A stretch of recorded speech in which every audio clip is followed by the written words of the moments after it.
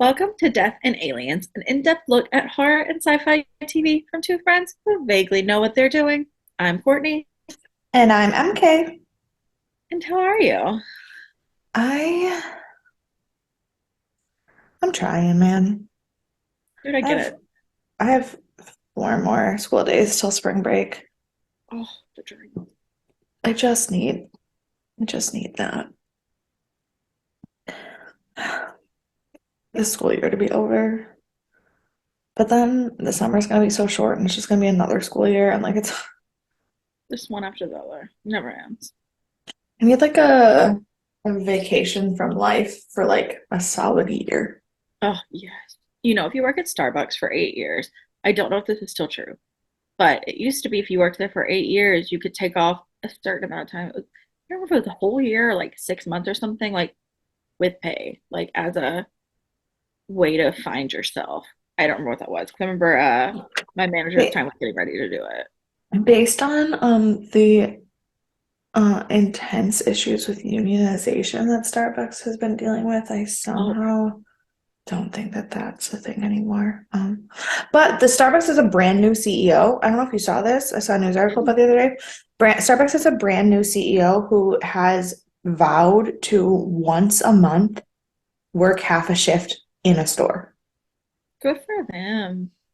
He was like, how am I supposed to know what the Stores that company is? respect you. He was like, how am I supposed to know how to improve the front end of the company if I don't know what the front end of a company looks like? 1,000%. It's what I've been And I saying. was like, and Millions I of was times. like, okay. Now, I mean, it's a great thing to say. If he actually goes through with it and sticks through with it, I will be so impressed. I will spend more money at Starbucks than I already do. That may not be a good thing, but I get the sentiment. Okay, to be fair, because of gift cards from students, I have not put a penny of my own money into Starbucks in 3 months. No, since Did you since save November. Since like November. 75 bucks or more? Because your drinks are expensive that you get. You're bougie. Yeah. In the winter, I'm not as bougie. In the winter, I get like regular either Christmas lattes or vanilla lattes because I want it to be warm. Right. In the summer, I turn into So they're like like $6 instead of like $15. yeah, in the summer I have like $17 47 different additive drinks. Yeah, you're wild. You're wild. I don't get it. I had one when I was in LA with my dad and I ordered 2 drinks. He got a Normal chai, drink. a chai, just an iced chai. Uh-huh. If you had And Texas drinks, this was 30 bucks for two drinks. Yeah. no, it wasn't 30. It was Okay. like 16. Yeah. Well, that's better than I thought it was going to be because normally, like, probably the iced chai was probably like $6. So, I mean, I could tell you right now on my app what kind of nonsense it was. so much nonsense. So much. Um, I don't know. How do I look at previous? Oh, I have to pick previous orders. Mm. Um, um, no, no, what?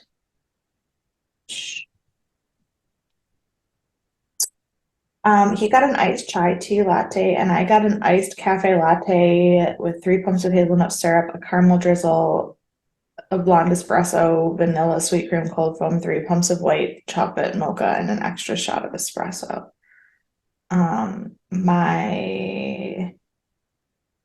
My drink cost um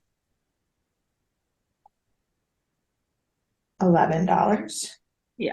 Yeah, that's nonsense. and his drink uh cost 6. Yep. Yep. That tracks. That tracks. It's fine. Ugh. How are you?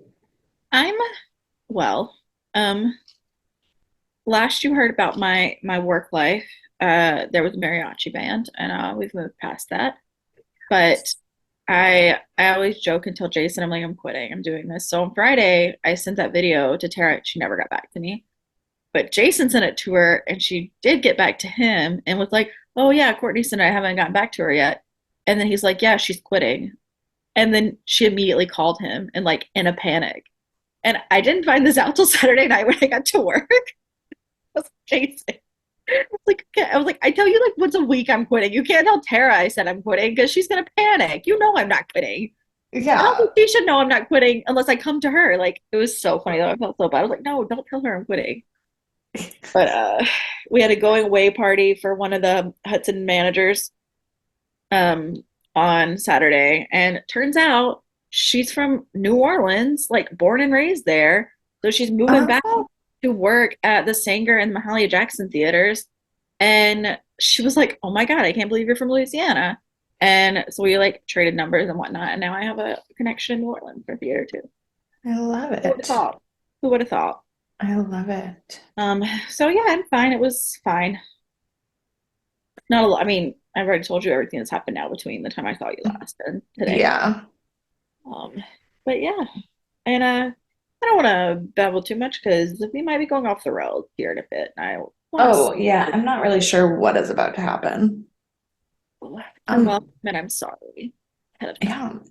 So, you know what I do have time for? My spirituality. Yeah. So today's spiritual quote says, one of the greatest indicators of our own spiritual maturity is revealed in how we respond to the weaknesses, the inexperience, and the politically offensive action of others. That's, David A. Bednar. that's true. And I just needed that today because I had a lot of things to say that I kept to myself. And I was proud of myself for that. So, well, as we do, it is the fourth annual DNA Awards, and we never remember how we do these every time around. So, Quite literally, all four of them have been different. To be fair, that's because the second one was trying to switch to me and Courtney instead of me and Monica. And we had my dad judging on the second one. yeah, And then on the third one, we didn't have a judge, but we tried to do it the same. I think. I don't remember. And now here we are a year later with no fucking concept of what we have done in the past. literally yesterday I texted Mary Kate and I was like, "Hey, I think these are the categories we did." She was like, "Yeah, and there were some nonsense ones. Let's not do those. Here's a couple more that work." And I was like, "Great." Yeah. 24 hours ago we had this conversation. And then I waited till after I was done with work today to attempt to pick any of my awards while having a conversation with my mom about someone else's engagement ring. Not even someone that like I'm related to. And actually, I don't think it's actually even an engagement ring. I'm not sure. That's But also, I'm not sure about the awards I picked either. Well, that's okay. That's where we're at today. And if people have feelings about it, they can tell us when they listen. Otherwise, it's gonna be great. And I think we're doing a great job already. I think so. So, as a heads up for all of the way around, I've picked out a few segments that I'm going to insert into every few awards. I've already set up an award schedule, and And we may never do it this way again. to be fair, I have absolutely no idea what she's gonna do. So She has no idea. I'm just here I for the have ride. literally just like taken the wheel of this joyride, and we will see what happens. So, DNA Awards, we have no day of because today is the day. Yeah. Um, no nonsense number one book or movie stuff like we normally use. Because we're not trying to get you to relate to any period of time. It's just us. Just And us drinking wine on a Monday night in March of 2023. absolutely.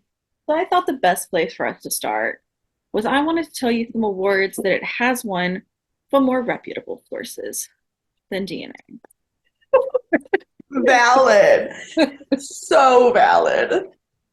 Also, the amount of awards that Vera Farmiga was nominated for is And did like, not win. and did not win is wild. We literally ended last week with me bitching that she did not win an Emmy. So, So that's not one of the awards, but there's a few other ones that are nice that I've never heard of. I've heard of one of them. There's the Gracie Allen Awards, which I've never heard of, but Vera Farmiga won Outstanding Female Actor in a Leadership Role. The Leo Awards, which again, never heard of. the Leo Awards, Yeah, I have heard of those. I think they're about specifically about horror. I'm not sure. interesting. Maybe. Well, I didn't look up what the awards were. I just looked up which ones Bates Motel won. Um, yeah, and it was Oh, no, no, no. That's why I know of it. It is the film awards specifically for British Columbia. So all of that, and that's why all of the bullshit everything that I fucking watched was filmed in Vancouver. That's why I know what the Leo Awards are. well, they won Best Costume Design. Monique Prudhomme won that. And then Tony Wagamuth won Best Production Design. Fantastic. And then the iHorror Awards, Vera Farmiga again won Best Horror TV Actress. And then last but certainly not least, it was the favorite cable TV drama for the People's Choice Awards. Very nice. So those are some reputable awards it's won. Now, We're now on to some less reputable awards. that one day, I hope someone stumbles upon this in 30 years and thinks we're reputable.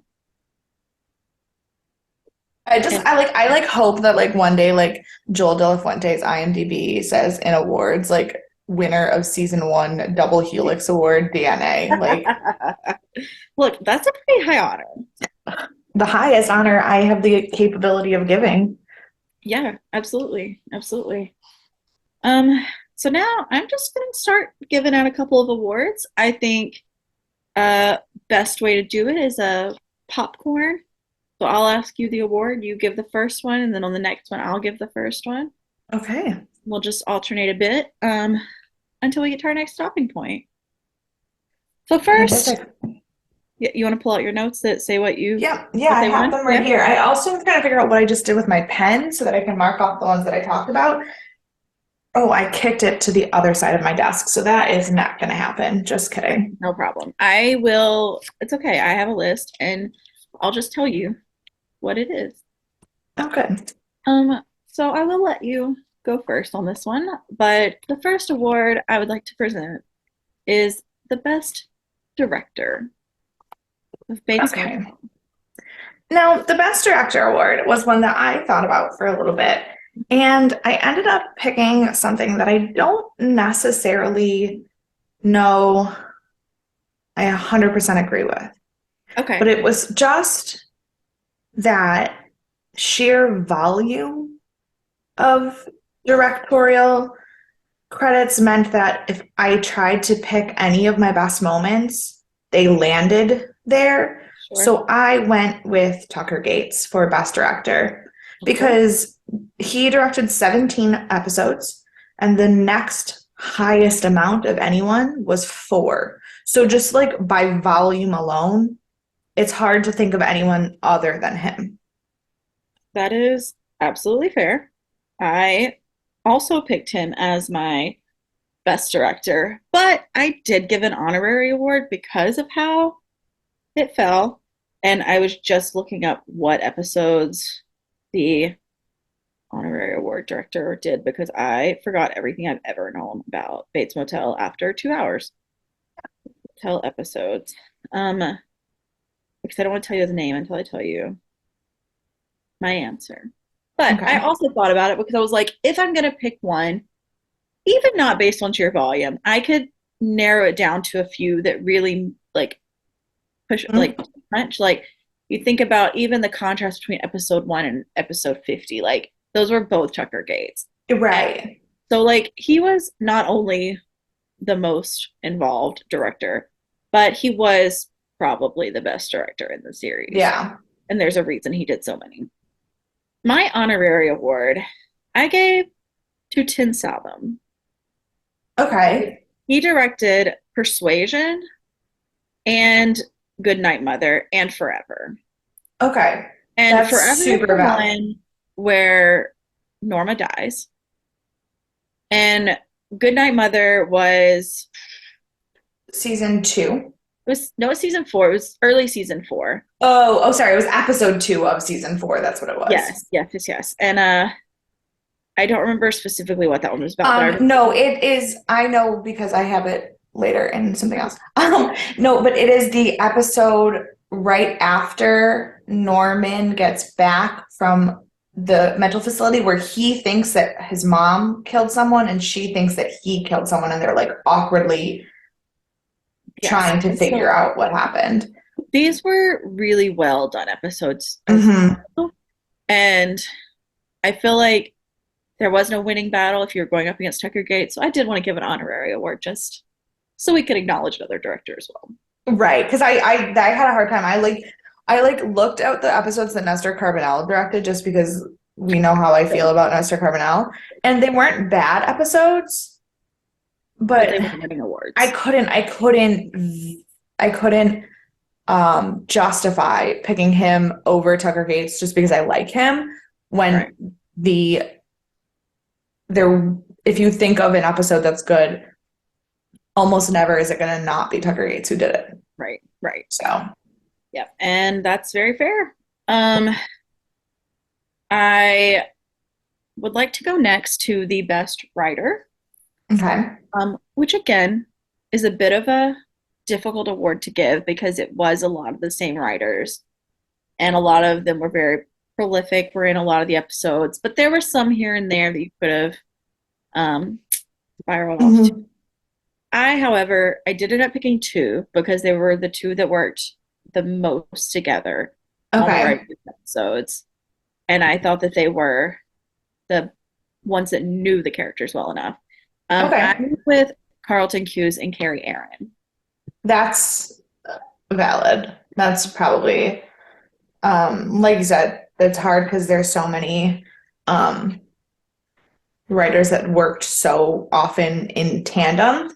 But I actually went in a weird direction for this Okay. one because I picked someone not necessarily based on the actual content of their episodes, while the episodes that they wrote were not bad by any means. I went with someone who showed a skill that I didn't know they had Okay. in doing that Mm, at the level with which they did it. And so for Best Writer, I did choose Freddie Highmore yeah. Yep. because the two episodes that he wrote were brilliant and were so far beyond what I ever would have thought he was capable of writing. I mean, it was the first episodes he wrote for TV. I mean, Yeah, so yeah, absolutely. That is an excellent pick. Um, and a very fair choice as well. yeah. And it wasn't like you said, it was hard to narrow down with the writers and the directors just because there were so many people who worked together. Yeah. But both of the ones that he wrote the story entirely by himself. Yep. And so for him to have that good of a grasp of his own character and the characters around him and to put that kind of writing out without the experience of the writer's room, I just thought was top Absolutely. notch. Absolutely agree. Um, I would like to go next to the best line in the episode or in the series. Now, Completely. here's where we get to the fact that I had 25 minutes to try to remember 50 episodes of the show and knew I was never going to do that. And I thought about picking some quotes that were like really deep or vulnerable. And instead, I went with the Chick Hogan quote. I have an honorary Jake Hogan quote. And the quote I used was sort of deep and vulnerable, but it was from Chick Hogan's. Last interaction. In fact, I think it might actually be the last line he said as a living human. The artificiality of scripted drama doesn't hold a candle to true crime. Little surprise without contrivance, more surprise than the brain would allow you to imagine. Absolutely. That was a excellent quote, and Nestor Carbonell had an excellent response to it. What that quote is that it so perfectly fits Chick. It perfectly fits the brilliance of what this show did. And Yep. it also like perfectly fits what we as a podcast are trying to do by like picking apart these scripted dramas. And so I just was like, I for sure can't think of anything better, but also it's kind of amazing that this one quote is all of what Death and Aliens is. Yeah, it absolutely is like phenomenal and a really good line. It is not the one I chose because I went in a different direction. But I do have a few.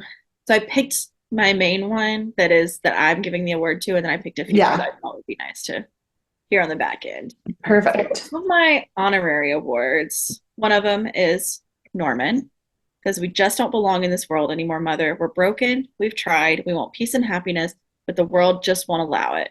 So let's take ourselves out of the equation because whatever there is after this, we will have peace and we will be together. And I thought that was a summation of Norman's brain. Correct. Um, it was fine. My chick quote is, "We're all in this sideshow together, and then we die," because that is what I'd like to quote all the time now for my life. Yes, that And my is. last honorary one was between Norman and Marianne. And Norman says it's hard to be lonely, but it's also hard to love people. And I think that that's the trap. And she says, "Trap?" He says, "Yes. The little private trap that everyone lives in. And we need people, but that need can destroy us. Once you care about someone, it rules you. And who even knows at the end of the day if that person is really who you think they are, or if they're even real at all." I think that that is probably the best actual quote um from the show, but I just thought of one that I really really liked from Norma. Mm-hmm. Um that I I'm gonna have to try to find it, which um Well, I can give you the one that I have given the award to. oh okay, yeah, do that before Um, I and it's a lot more simple than the rest. okay. Um, and it definitely could cause some existential crisis, Yeah. unlike differently than the rest. Um, it's in the very first episode. Okay. Norma says, "Norman, this is our chance to start over." And Norman's response is, "Maybe some people don't get to start over. Maybe they just bring themselves to a new place." And I was like, that quote, while being Mhm. very simple, and in the beginning you felt it, but it didn't hit you hard, when you get to that last episode and you start over, that Yeah. I felt like means so much more in the end. And No, so I that's love why I that. chose it as my like final quote. The one that I want to give an honorary one to because I feel like it just speaks to me and the world that I live in and the things that I wish I could say to parents all of the time, but I can't, is from season, I don't remember if it's season one or two. I think it's season one when she goes to the board meeting, That was the season school. one too. Was it? Okay. But it says, "Welcome to the world, ladies. There are axe murderers and whores stuffed under every rug, so your kids better read up on it and get educated because that's what life is. It's a cesspool you claw and scratch and fight to swim out of, but you never get to the top." I almost picked that one too. I did. It was on my list of things I was looking at. Because let me tell you, the number of people who somehow don't understand that their kids can see bad words on the internet, like I can't. Yeah, and I feel like this is like a great example of how like so many of these like moments you wouldn't think do actually become more prominent because like we have 50 episodes to pick lines from, and Yeah. one of the lines ended up in our same like spectrum that we were looking at. And so like Yeah. it's just one of those shows that gets you in a lot of places. Well, and I think, yeah, I think the interesting thing is that, like, the show is a horror show, but the Right. things that struck me the most about it were the most human parts of it. Yep. Because they were the most terrifying. Yeah. And the most comforting. Yep, the ones you Like, connect to the best. yeah. Sometimes for the worst, but yeah. Yep. So next up, we have the best episode. So I will go first in this one, and this one was really hard for me. Mm-hmm. I No, picked this one was so hard. I picked three episodes, and I've had a really hard time narrowing it down. And I feel like this one might be a cop out, but I truly think it might have been the best episode in the entire series. And I picked The Cord, the final episode of the series. And I feel like that's an off pick because it's like, of course, the last episode didn't suck, so therefore it's the best. And it's like, but really, it was like you look at all the scenes See, and how they connected. no, it Good is stuff. good and it is good and I did like it a lot. And I thought about picking something from season 5 and there was a lot of really good moments. And I do think that the fact that the series finale wasn't bad kind of gives it an edge because Exactly. series finales are so often like such a letdown. But I didn't pick something from season 5 at all. I picked Goodnight Mother. So that's why I was talking about it Yeah. earlier, because I picked Goodnight Mother because it was the first episode that we saw the real tension between what Norman wanted Norma to be and who Norma really was. And it was so subtle and so well done. Yep. And it I felt like was the domino for the rest of the series. I absolutely think that is true. Um, I picked the other two episodes that I picked as like were really hard for me to not pick as my number one for very similar reasons. They were not Goodnight Mother, although that is an excellent choice. Um, the two that I picked that one of the other ones I looked at was season 4. It was Forever. So Okay. the one where Norma died, and obviously it set the scene for the rest of Oh it. yeah, no. The one Oh, where Norma died was pretty fucking that one was up in mine, like that I went back and forth with also. yeah, it was so beautifully done. And the other one I picked because it was so uncomfortable and really did set up it gave us a lot of insight that we Mhm. didn't have before it was season 3, and it was Norma Louise. I would have to agree, and from everything that I have seen on Reddit, because I tried very hard not to look at Reddit too often, but I get Reddit notifications pop up on my phone, so sometimes I just see things, and if it says spoiler, I like don't look at it. But most people on the internet as a whole give credit to Norma Louise as being the best episode of the show. And that's And like because we finally get to see insight into Norma, and it gives you so much confliction over Caleb at the same time. mhm. Because I think this is one of the earlier episodes where you started being like, he's not that bad. Yeah, He doesn't have to be this bad. was the episode that we got in. That was the episode that we got into the fight about whether Caleb was a good or bad person. Yeah, that tracks. Yeah. But yeah, so I felt like those were all like, gosh, there were. That's the I thing with the also show I is like, also almost picked um season 1 episode 9 where Blair dies mm-hmm. because that is like the first time that you're like, "Oh shit, this You get to is Norman Bates." yeah, you get to see inside of Norman a bit more when And you it's the first time that he is the character from the movie. right. Yeah, there's in this show like not to not to like be mad about all the other shows we did, but this show is incredible. Yeah. And No, but I I mean it's also just a very different kind of show than the other shows we've seen. right, Like and a lot of the other Dead ones, Like Me is supposed to be irreverent. That's the point. sure, Kolchak is from the 70s right, and Hemlock Grove exists. So, exactly. And like this one was definitely the hardest one I felt like to pull. What is my favorite episode? What is and like then I had to figure out reasons so I could decide which one was my favorite. Because like mhm. Dead Like Me definitely had good episodes. Kolchak had good episodes. Hemlock Grove had some things that were good in it. It was interesting. Yeah. But like this is the first one that I was like, what angle am I taking? Because that really Well, and was my favorite. honestly, I think that to be fair, so far we've only talked about best things because the categories we've gone through so far have only been bests. I think that the bests were much easier to pick than the worsts.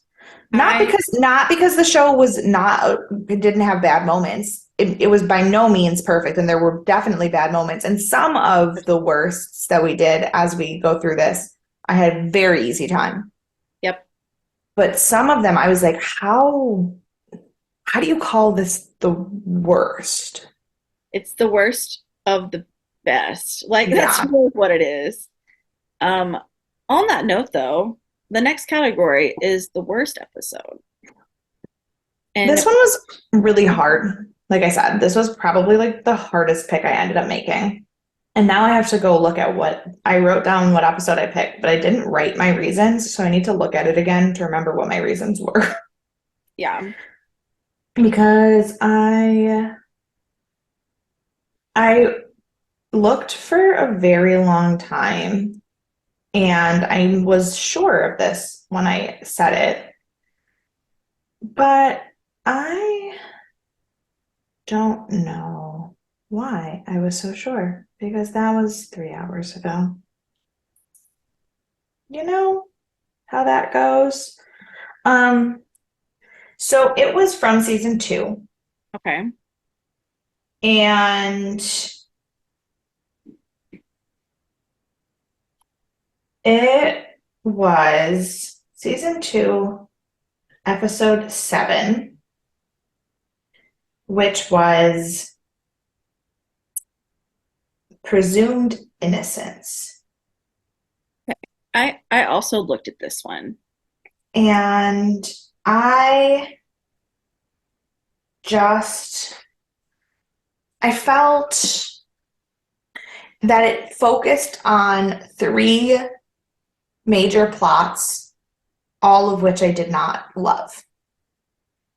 And because the Romero searching for Blair's killer was needed, but this was in the weird, fuzzy Yeah, stages of it. And it was the first time we saw Alex do something that was probably deliberately not good.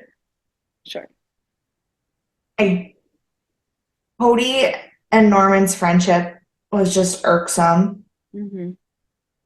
And the Zane subplot with the drug wars might have been some of the worst, like Dylan stuff in the whole show.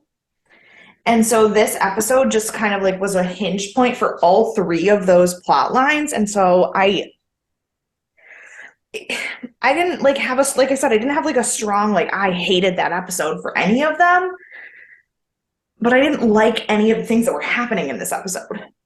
So that's also the reason I picked the episode I picked. Um, Perfect. because I felt the same. There wasn't anything that I was just like, this was terrible. It was more that I didn't care for the storyline. Um, I picked season 4, episode 4, Lights of Winter. And it was the episode where they left the mental institute with him and Julian. And I just didn't care for that storyline. I understand there were some insane things that happened. Him turning into his mother Listen, at the strip club. Like, really good things happened in this episode still. But as a whole, I only very deeply protest for one reason and one I reason only. know. I'm And that aware. is because Alec Romero at the Winter Festival is the most beautiful thing in the entire world. Everyone's entitled to their own To opinion. be fair, I almost picked Julian's existence for another thing that we'll talk about later. So I get it. And that's the only reason I picked this one. Because I did consider the Zane stuff, and I was like, that wasn't great. I was like, but a lot did happen, and it was a little more drawn out. So we got some more plot Yeah, and it was less. I don't like it now abrupt. in the long run, but yeah, it was less abrupt and like I remember being genuinely concerned and intrigued at the time. Right. And that's, I remember, because when I went back and I was looking, I was like, I forgot about this whole Zane plot line. I Like, did too. I so forgot I, about everything to do about that. yeah. So I totally get that. Like, I was trying to remember his sister's name, and I was like, what's her name again? It was Jody. And Oh, good. I didn't know that. yeah, because some quotes came up and they were like, Jody said this. I was like, who is Jody? And then I saw the one about dirt is honest or whatever, and I was like, oh, yeah, yeah, the sister. Got it. So, Um, That was a so good quote. I forgot how much I liked her speech about dirt. yeah, that was a good quote.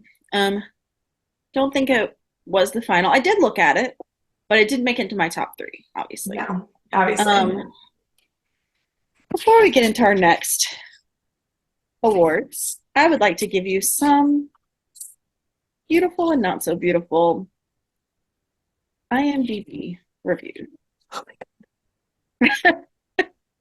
goodness. Because what better way to get this going? I want to also note before I start, I don't know what year Game of Thrones ended, but the number of comments that were like, this ending was so much better than Game of Thrones was wild. Game I of don't know if you did Thrones. Game of Thrones, so don't tell me, but No. Game of Thrones ended in 2021. so these people were watching it like way later then. Correct. Game of Thrones ended in 2021, and I will just publicly put this out on the internet. I loved the ending of Game of Thrones. No spoilers. I will say that I understand people who complain that it is rushed and that we could have had half another season. I will give you that that is valid, but I don't think any character's ending was against their character, and I'm have gotten into vicious arguments with people over that because I love So it. if you had to pick Game of Thrones finale, Bates Motel finale, where are you going? Where are you falling?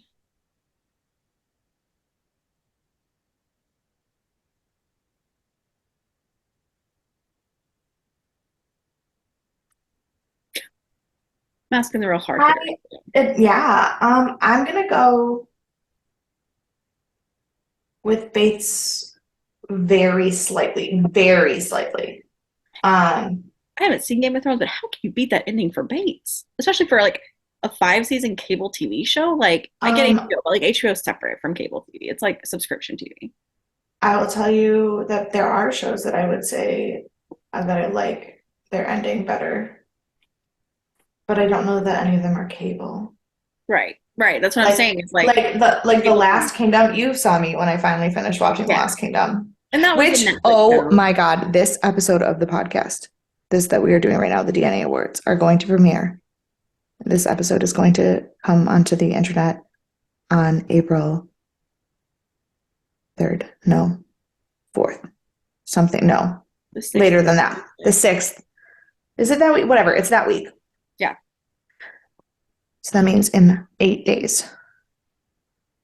The movie that is the big finale with a bow, Seven Kings movie of The Last Kingdom, All Men Must Die, or Seven Kings Must Die, something. I don't remember the fucking name of it. Comes out on April 14th. And so get ready for me to fucking lose my shit sooner rather than later. Great, excellent. Glad we could get there. We've had a lot of Last Kingdom talk on this season of TNA for sure. Um, It's my so favorite show. I there are a lot of reviews about Bates Oh, I Motel. believe it. I believe it. I picked out some that were short and sweet. Good. Here's the three best that I found. Bloody brilliant. Managed to binge the entire 5 seasons in 1 week. The acting's incredible. I laughed, I cried, and I hid behind a cushion. It's got everything you could want from a psychological horror drama. Couldn't recommend it enough. And that feels like the what I would say. Yeah, spot on. Nailed it. Yeah. Next one.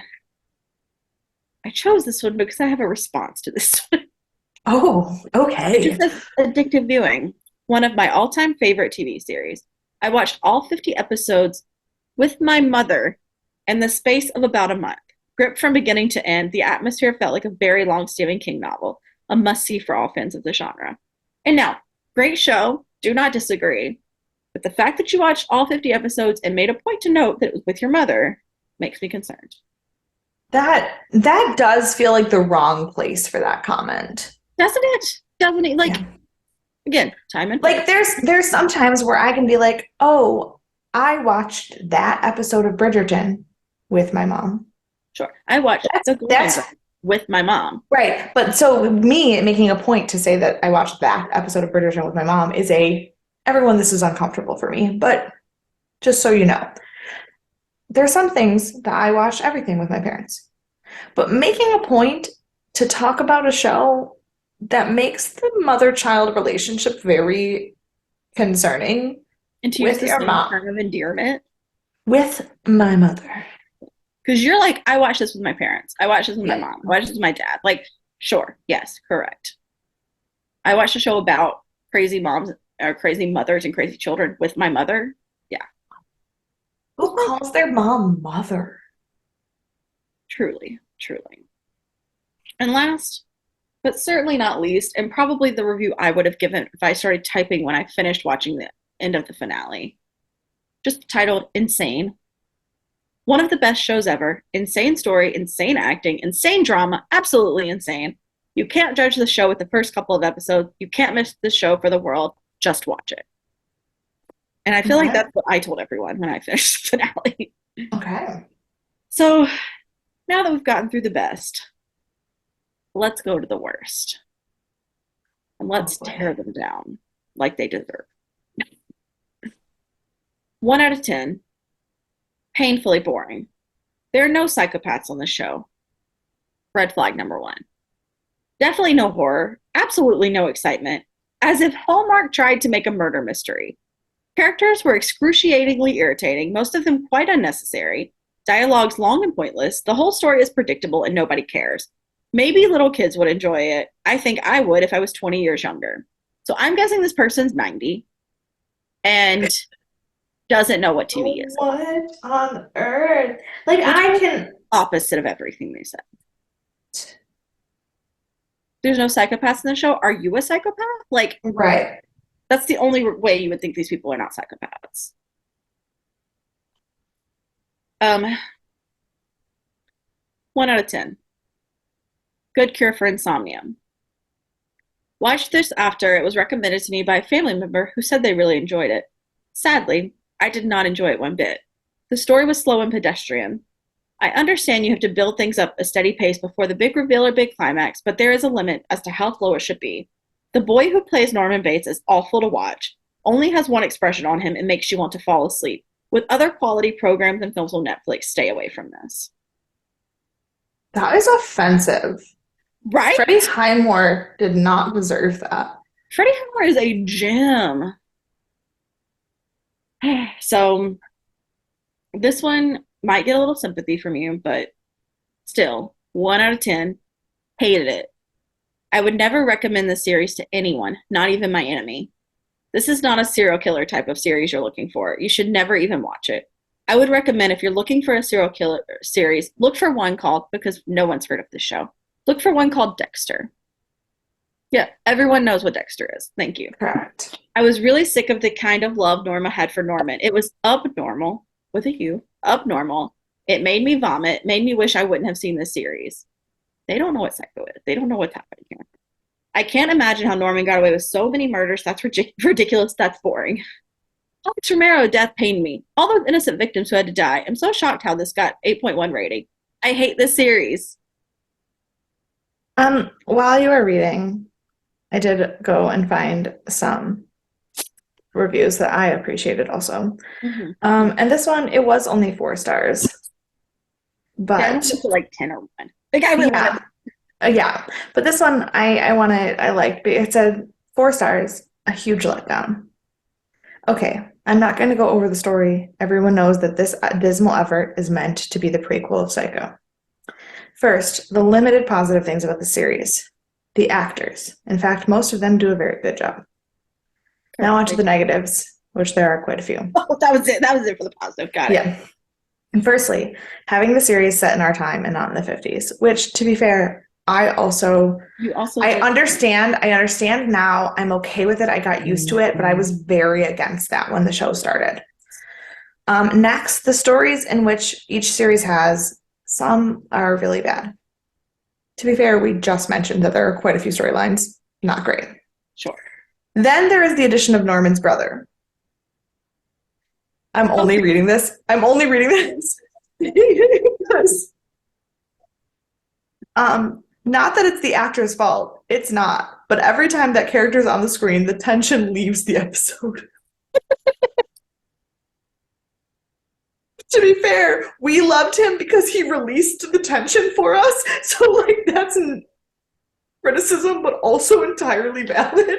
Right, right. So what you're Oh, saying is you loved him too much to be upset when he was there. Because right. that I understand. Yeah. That I can totally. And then the last part says, also, since when do attractive girls make a beeline for the new nerd? Never ever has this happened. To be fair, have you watched a TV show? Let's start there. But Yeah, that's really the only one that I had gotten to while you were reading, but I just loved it because I was like, this is rating it poorly, but I for also somebody agree with who, everything it's for the reasons that we don't rate it poorly. right, yes, correct. Um, oh, but this one just says if you are a fan of Hitchcock, don't watch it. Sure, Jan. Um, yeah. Would you like to get back into our awards? Absolutely. Great, because they're much nicer, much friendlier than these people who are morons. Um, who would you pick? Is this my turn? Yeah. I'm evens. Who would you pick as your number one? Give me a second. I think the next category is the best guest star. It is, but I didn't write down his name correctly, and I needed to look up his name because I just Oh, went. but you're going first this time, right? Yes. Yes. Okay. So, who was the best guest star in your opinion? I picked. Now, hold on. Before we pick, I have a question because in my mind, because you sent me these award lists, and when you said best guest star, I made a rule for myself Mhm. that I was not going to pick anyone who had been in more than 8 or more than 10 episodes because then I didn't consider them a guest star anymore. That's fair. I Okay. My head said anyone who was under the top like 6 or 7 actors, but I think that pretty much is on the same. Yeah. I looked at people and if they had been in more than 10 episodes, I did not consider them a guest star. I just wanted to make sure that we were on the same page and that you weren't like picking Alex or something. Oh, he is the main star. Don't I Yes, don't want always. me right now. No, my number one main guest star or best guest star is Ian Hart, who plays Will Ducote, because he is just a saint Okay. and a gem, and I love him. I love that. I went a slightly different direction because I did not pick someone that I liked the character. I Okay, picked someone that I thought the actor itself was the best acting of a guest star. fair, fair. And so I picked Keegan Connor Tracy, Oh, who yeah. played Blair Watson, because Blair was started off making me think she was being exactly the same character that Keegan has been in everything I've ever seen her in. Mhm. But by the end of her 8 episodes, I was like, oh no, she's like not even close to the same kind of character that she's used to playing. And the subtlety of that was such a brilliant acting choice. And I was really impressed with her skill. Absolutely agree. Absolutely. We did go different paths. And I mean, not that Ian Hart was a bad actor by any means, Right. but I did go based on character, and his character was my favorite guest character because Which he was is just so kind to everyone. no, and he was wonderful. And I am sad that he was only played by Professor Quirrell for one episode, but it's It's fun. yeah. Um, But yeah, no, I was like thinking because there was lots of like one-off characters that I really liked that I found interesting. There were lots of like little bit pieces of things. And then there were like characters that like I loved Remo, but I think Remo may have went been into over, may have been in too many. yeah, And but so like I was like like what Gunner, who probably also was in too many. Yeah, and I was like, but who is a guest star that really captivated me with their performance, yeah, not just their character? And that's where I went with that. I agree. I think Keegan was probably the best choice for that. I think that was a good one. So you get to go first now. Who was your worst guest star? Now, this one I felt very strongly about hating their character, but also just feeling like the acting did nothing for me because I hated their character, not because they did a good job at making me hate them, but because their character just sucked. And so I picked Kevin Ram, Who who played played, why the fuck am I blanking on his name? The guy who Shelby? hated, no, the guy who was trying to mess Norma's fucking life up. Keith Summers? Um, no, There's a lot of these people. Bob Paris? there are a lot of people. Bob Paris, yes, thank you. Okay. I was like, I the actually really one. liked him as a character on there. See, I didn't. I didn't feel like he was compelling. I felt like he was just the same shitty one-liner white guy that you see in everything. See, and I think I had a different opinion because I've seen him in other stuff that he's acted completely opposite in. And so seeing him Hmm. in this role was really new for me. And I was like, oh, he's doing Okay, a great job because it's not what I'm used to. But that's I fair. your point that if this is what you know him from, that's a very I mean, and I know I've seen Judging Amy, I have which not. he was on when he was very young, so that was different. Oh, Um, she's in Desperate Housewives most recently. yeah, he is a very different character on Desperate Housewives. You're not wrong. But I just didn't feel like Bob Paris was a lot of acting, if that makes sense. Like I feel like it was Yeah, just like a white guy being a white guy. I think that's totally fair. I think it's totally fair. Um, I believe this is what you were referencing earlier in our conversation, but my choice was Marshall Allman, and not really by his own fault, but because he played Julian Howe, and I just hated that character. I wish he didn't exist in the show. If we had 2 seasons with him involved and he was really the one that drugged Norman down, I could see him being like a beneficial character. But to be in like 1.5 episodes or whatever it was that he was in, it just Yeah. felt so unnecessary as a character that I just like Hmm. couldn't get behind it. This is not actually the category that I was thinking about for him because I Really? thought, yeah, this is I didn't love the character. I didn't really love it, but I do think that that kind of crazy is a difficult acting Mhm. choice.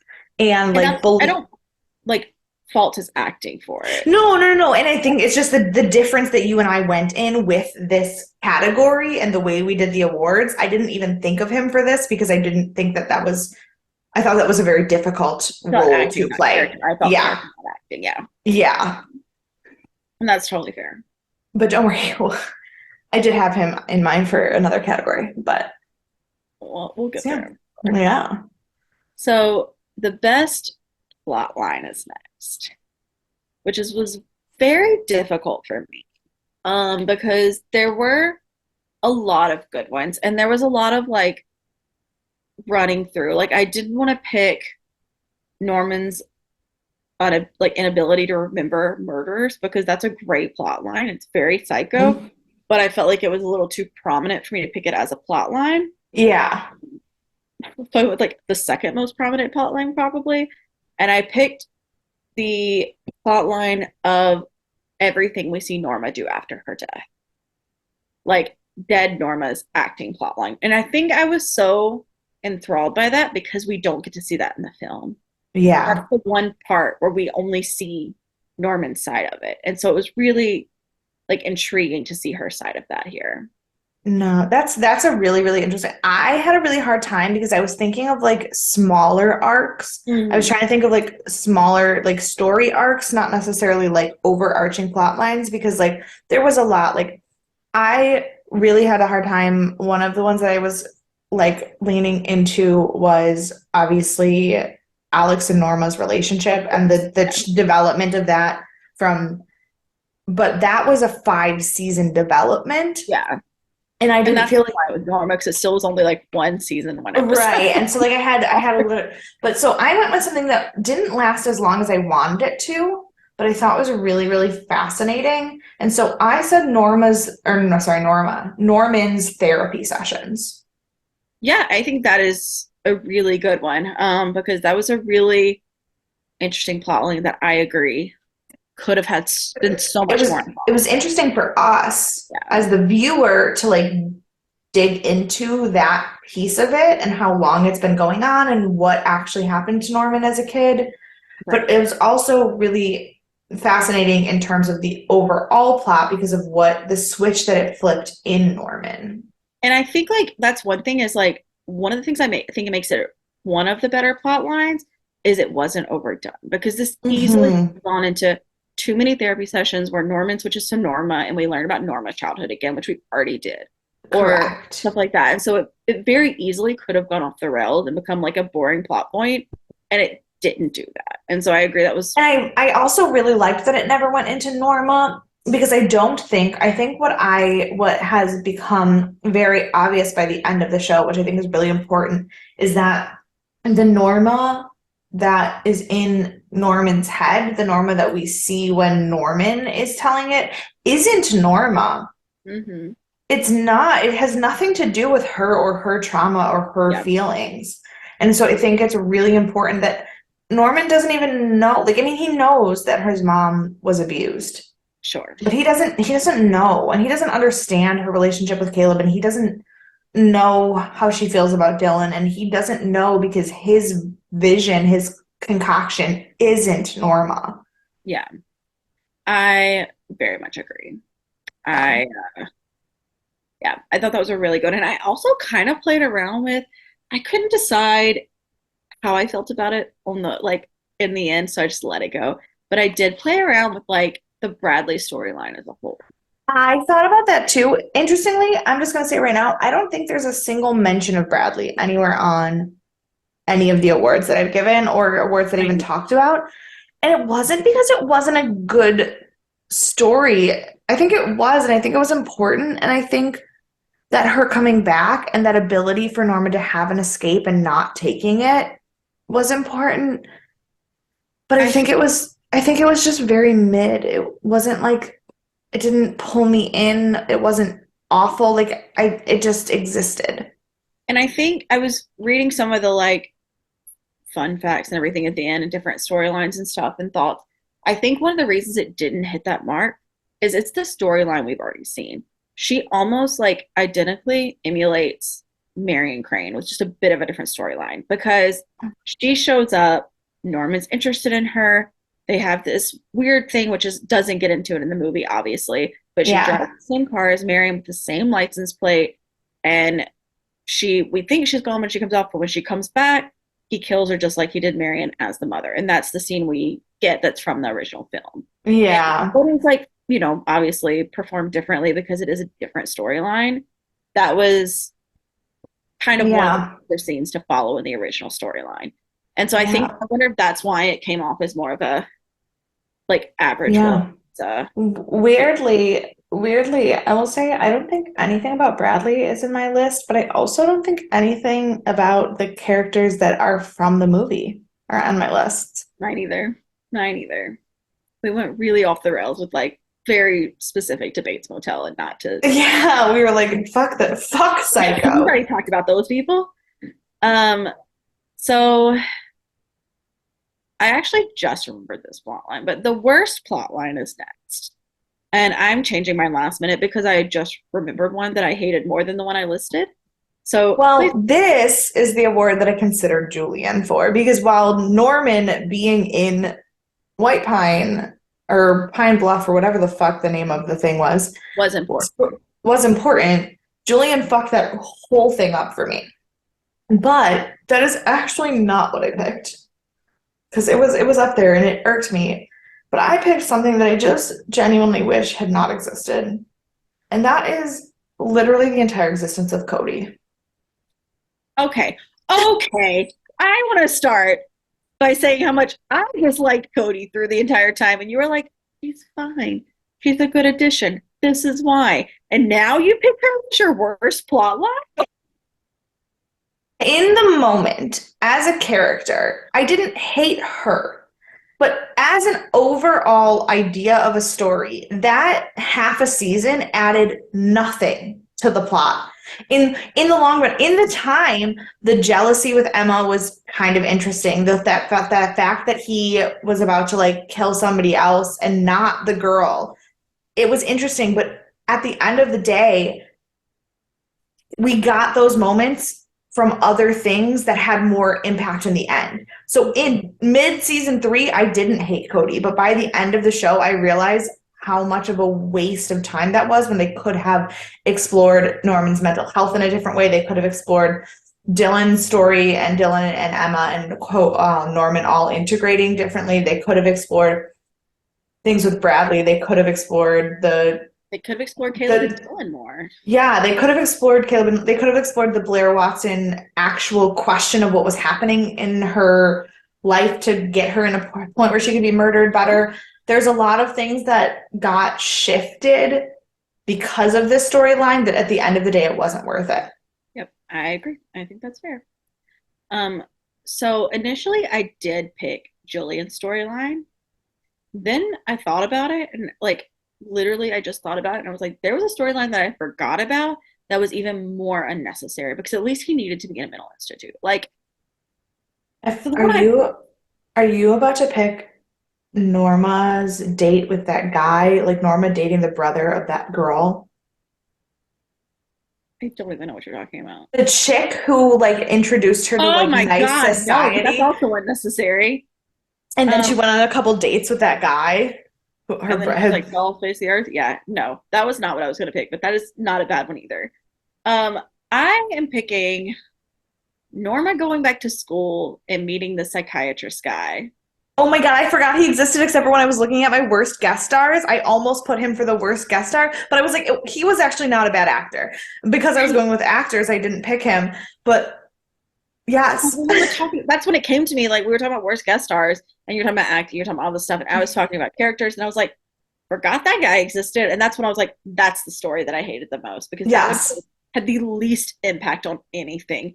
Do you know the only thing it impacted was Alex and Norma because Alex was so stressed out about her Yes, screwing somebody else. And so I put that in the category of the Alex Norma saga. So I kind of like didn't think about it as the worst storyline because I just thought of it as like a piece of that. right. But yeah, by itself, her going back to school, fuck that shit.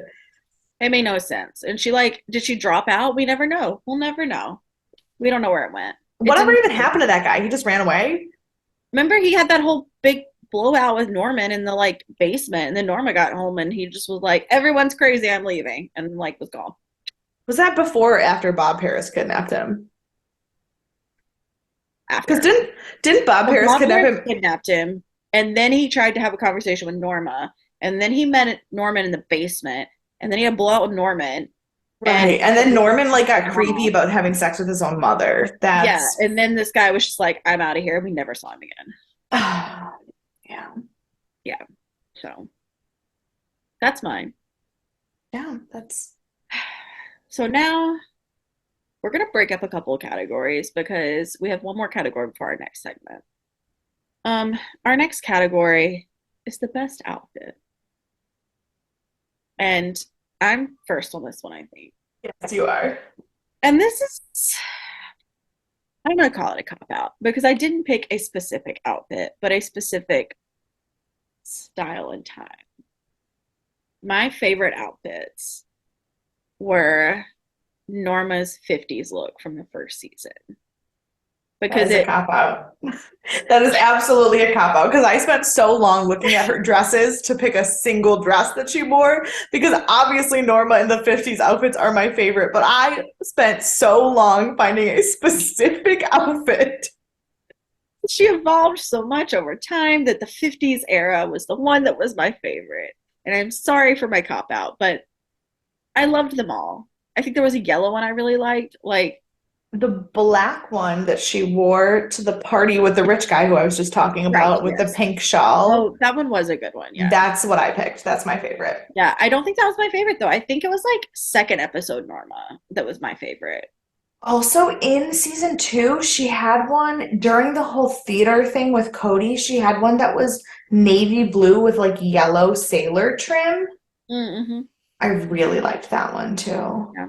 I really like it. Was like first few episodes, Norma was really Season my season 1 and 2, like it got less 50s-y as it right. went on, but season 1 and 2 was just her dresses were beautiful. Yeah. So for our next segment, I've picked Real Critics ratings as opposed to IMDb critics ratings. Um, Okay. these are a little bit faster than the last one. So it's not going to be a, Wait, are you deliberately doing this instead of the worst outfit? no, we're coming back to that. Oh, okay. I just I we kept, I said everything. we're going to break it up a bit Oh, okay. I was like everything that we've done best and worst so far we've done together, and then you just threw me off. because I'm doing five at a time because I did math and that's how it breaks out evenly. Got it. Got it. Got it. Got it. I'd rather have math than have separate than have same things together. Oh, I see. I see how you did your math. Sorry, I just counted mine and I was like, that math doesn't math, but Oh, I know it does. I know what you did. mhm. I understand you. I'm so glad somebody does. Um, so of course, I always like to tell you the parents' guide for this show that is not child friendly. Um, sex and nudity, moderate, Is fair. this from commonsensemedia.org? This is not. This is from IMDb. Oh, okay. I Sorry. usually do Comment. go through Common Sense Media. I just didn't because Oh, IMDb. But I'm you should going look up to. Common Sense Media because I I bet am they have a. fun quotes. I'm sure that their feelings about the show. Um, violence and gore, severe. Yes. I've seen things more severe, but fine. Profanity, moderate, even though they say the F word in the last episode. Fine. Um, every PG-13 movie gets one, so I guess that's okay. Alcohol, drugs, and smoking, moderate. I think there were alcohol, drugs, and or smoking in every episode. Correct. So I don't know how that's moderate, but fine. Frightening and intense scenes, severe. Probably not wrong, but it's fine. Did you pull up Common Sense? Oh, I sure did. Great. Positive messages, 1 out of 5 stars. The overall tone is pretty dark, with a sense that there's something sinister lurking beneath the surface. The Bates' dysfunctional mother son relationship is another major theme, with an emphasis on keeping family secrets. Yep. Positive role model, 1 out of 5 stars. Zero. Like 1 out of 5. Although he'd like to be a normal teen, Norman's twisted home life makes it nearly impossible for him to make good choices. There's some good in him, but his mother, whose outlook is overly paranoid and who may be suffering from mental illness, is a dangerous influence. Sure. Violence and scariness, 4 out of 5 bombs. Mm, mm. Violent scenes include stabbings, rape, torture, etc. Blood is visible, but not gratuitous. That sounds really 5 out of 5. I guess being not noticed is what brings it to a four, but like, Sex and nudity, 3 out of 5. Some sexual tension between teens, some bare skin during rape, but no sensitive parts visible. that feels like 2 out of 5. The way they describe it, yes. The show, absolutely not. But the way No, they. absolutely not. No. Language, 2 of 5. Mostly terms like hell, bitch, ass. Drinking, drugs, and smoking, 3 of 5. Some teens drink underage at parties and use illegal drugs like pot. Did we forget that there's a 2-season arc about illegal drug farming? Like, where do they think, what are they looking at? Like, one episode that they picked randomly out of season 4? Like, definitely 4 out of 5 drugs and alcohol. Like, What parents need to know? like Parents need to know that Bates Motel's violent content isn't constant, but when you see it, it's intense. it's And bad. it's an integral part of the main characters' lives. Violent visuals include stabbings, rape, and torture with some blood, although it isn't overly gory, and several scenes depicting violence against women. There's also some sexual tension between teens, many of whom drink underage at parties and use a legal drug like pot. Language is generally light, with characters using words like damn, hell, and ass. I would like to rewrite that for them. Parents need to know Um, the show is not for children. Common Sense Media does say that based on 19 parent reviews, it is aged for 16 plus, but based on the 43 kid reviews, we could move it down to 14 plus. Based on kid reviews, sure. They're like, yeah, we can watch this. No problem. Yes, Or just yes. 6-year-old and they're like, yeah, it's fine. Totally cool. Oh, also, we can suggest a diversity update if we need to let them know that there's not diversity in the show. That is true. That is true. Honestly, probably thank goodness, but like that is true. Whew. Well, I've got some more fun facts. We got a couple scores, and then I have an opening comment. So Oh I put the boy. scores from Rotten Tomatoes. 82% tomato meter. First of all, whoever came up with this like rating system is a genius. It like Yeah, makes no sense and somehow has become one of the highest rated like correct. film and TV ratings.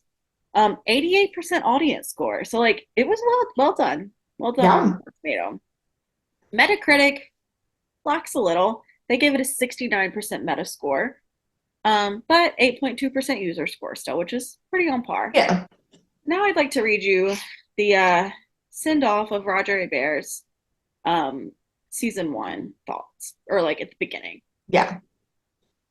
because it's why we should have had multiple wins. The role hints at tantalizing possibilities, and it's safe bet that the fiercely talented Farmiga, an Oscar nominee who earned well deserved praise for directing and starring in Higher Ground, would not have signed on without assurance of sustainable quality. Based on its first three episodes, Bates Motel is off to a promising start. Whether it lasts until Norma's inevitable rendezvous with mortality is, at this point, anybody's guess. And truly, after that, everyone should have watched the show. Right. The Now, problem is they probably did, but then season two was kind of, and like watching season two, I was like, no, this is so good, I could keep going. But like looking back, I'm like, okay, if you had to pick one, season two was the worst. Like, yeah. Yeah. but so I get it. Which is so funny because people were like, season four and five were kind of, I'm like, no, no, no. I would watch four and five over and over and over again. Please get rid of season two. If you had to choose, for sure, for sure. I liked the Bradley storyline that came about. That was Yeah. now on to the category you questioned me about. Yes. The worst draft. And you are Um, Now, this one is one that I really just did not even know what to do because I really didn't think that anybody's outfits were like epically atrocious. Like, I didn't see any costuming that I was just like, that's wrong for that character. So I just chose the outfit that made me the most uncomfortable. okay. And that was the first time we see Norma or Norman in Norma's outfit with the wig because he did not even choose a good Norma outfit to do that Right. with. And that is And not the first time we see him in her clothes. The scene with Chick in the basement where he's got the wig and he's got that weird orange plaid blouse on because that like doesn't even feel like something Norma would wear. absolutely. That is probably the best choice. I also did not dive deep because I also did not know where to start with this one. Maybe we shouldn't have had this category, but since we did, I tried. There was one episode that I do not remember for the life of me that Emma wore an outfit, and all I remember is she was walking into the office at Bates Motel, and I was like, that is a terrible outfit. And I think it was earlier season, maybe like mid season two, and Yeah. I don't recall exactly what it was. I I just just remember would like that thought. I just would like to point out that neither of us chose any of the weird as fuck outfits that Chick wore, and I think that says a lot about Chick as a character. It does say a lot about Chick as a character. And fun fact about Chick, because I did not include this in the fun facts for later, Yeah. he when he was cast in this role, he was Yeah. like, I'm playing too many similar characters. And he told Carrie Aaron, the writer, he was like, I will Yeah. only sign on to this role if you let me add my personality into it.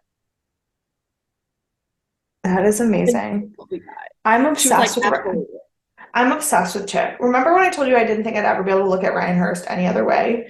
It's Yes. because that is who Ryan Hurst is as a person, wearing kimonos and drug shawls and writing in a typewriter in a basement. Like I feel like that's what he does for real. It is. It is. It seems it is based on what I've read. So I'm obsessed. good stuff. So now the best effects. I did narrow this down, but I also have a very broad answer first. Okay. The best effects to be had were lighting across the board. Okay. My very narrowed down version of that was the lighting and camera work in Forever. When we followed Mm, through the vents, when that I forgot about that. That was stunning. I forgot how like just gut wrenching that was. so I did narrow it down, but I just wanted to like note as a whole the lighting was Yeah. No, I agree. I picked one particular moment, but kind of in general, anytime this happened, Mhm. there was a scene in, I want to say the second or third to last episode. It was when Norman was still in prison and he was being interviewed. And there was a scene where we panned up The second and season. Oh, and in the video monitor, Norman was on the screen, but in the room, Norma was in the booth. I think it was There third was to like, I think it was the third to last, and there was, I think, three other places throughout the season and throughout the show where they very clearly showed us that the viewer saw Norman, but everyone else didn't, yeah. or like Norma, and that like the way that they handled that with like mirrors and video cameras was so so epic. They did it a lot with their rear view mirror in the car, Yeah. and I liked that one, but not as much as the ones where it was like jarring, like that Yeah. camera in the police station. I very much agree. I definitely agree. I liked that because I mean, and I know I liked it. I also really liked how they did it like in the woods and stuff. It always happened to me when they were outside, but I really liked it also. Hmm. I agree. I think that was probably the best version of it. Um, Yeah. aside from maybe Ah, that one time we did it in the bar where Norman left his car oh, there. what's that? When Norman left his car there and it was the Yeah. person at the bar, I thought that was a really good like back and forth too. Yeah.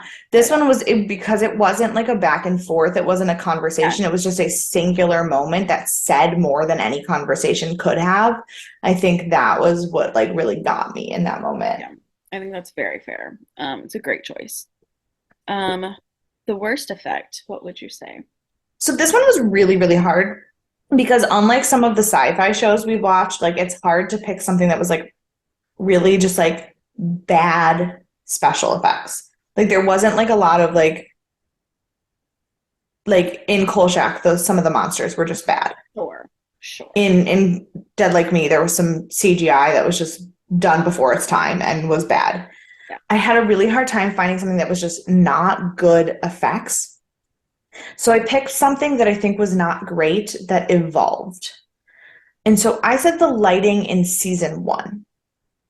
fair because it's I didn't really notice it too much till we got into season two. When we got into season two and three, we started commenting about the lighting a lot. And then going back and looking at it, season one did a lot of like, it's nighttime and bad things are happening, it's dark. And they didn't do Yes. the dark and light juxtaposition as well. And like those moments, like it happened basically anytime anybody was in the Bates house, but I'm specifically thinking about the time when Alex got to the house before he killed Chick and he was following the glow through the house that wasn't really there and that like intense presence of Norma, or all the scenes in seasons 4 and 5 with Dylan and Norman where they were quite literally in different lit sides of the room. Yeah. I And was thinking that about the scene where it was daylight outside, and when you get into the house, you think it's this happy scene, and then it like changes suddenly into this like dark, dirty scene that's there, and it's like in the mm, middle of the day. Yeah. yeah, and so they did that so well that in season one, all I can think is how dark it was and not in a good way. And Yeah. so I think that season one's lighting would be for me the weakest because there wasn't really anything, again, there was nothing awful. Like there was nothing that was stand out awful. But that's the one thing that I thought that they grew the most from.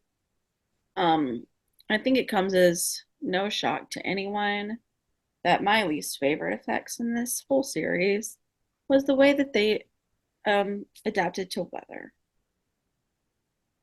because we don't know how weather works in White Pine Bay. When No. it's raining, we're not wet. Mhm. When there's no snow, it's on the ground.